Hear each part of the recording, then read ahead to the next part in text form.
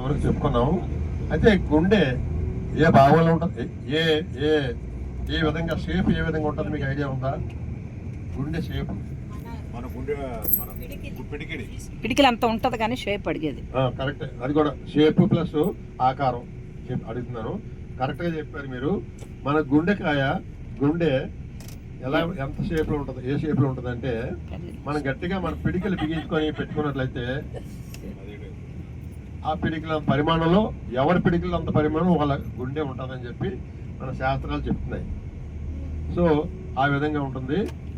ఇంకా మనం చెప్పుకోవాలంటే మన పకోడీ పొట్లం ఏ విధంగా ఉంటుందో ఆ విధంగా ఒక సైడ్ కోన్ గాను ఒక సైడ్ బేస్ లాగా తయారై ఉంటుంది, అలా ఉంటుంది గుండె. మరి గుండె బరువు ఎంత ఉంటుంది మీకు ఐడియా ఉందా? బరువు 350 గ్రాములు చెప్పారు. ఎవరు చెప్పారండి?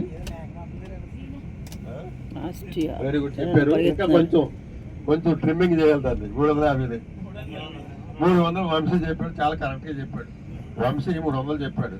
మా పిల్లలకి స్టూడెంట్స్ చెప్తున్నప్పుడు మేము ఏం చెప్తామంటే అది 300 400 చెప్తే గుర్తుపెట్టుకోరని పావు కేజీ మీద 50 కలపండి అంటాం. నువ్వు పావు కేజీ అంటే గుర్తుంటది కదా బాగా. ఈ 300 400 500 చాలా లెక్కలు ఉంటాయి మాకు ఈ మెడికల్ గాను. 300 అంటే 250 కదా పావు కేజీ, దాని మీద 50 వేసుకోండి అని చెప్పి అంటాం.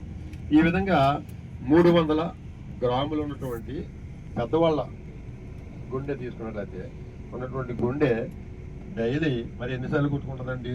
నిమిషానికి 72 సార్లు కొట్టుకుంటే మరి గంటకి ఎన్నిసార్లు కొట్టుకుంటుంది, రోజుకి ఎన్నిసార్లు కొట్టుకుంటుంది, పుట్టినప్పటి నుంచి ఎన్నిసార్లు కొట్టుకుంటుంది? ముఖ్యంగా మనం ఏం చేయాలంటే ఇంత మనం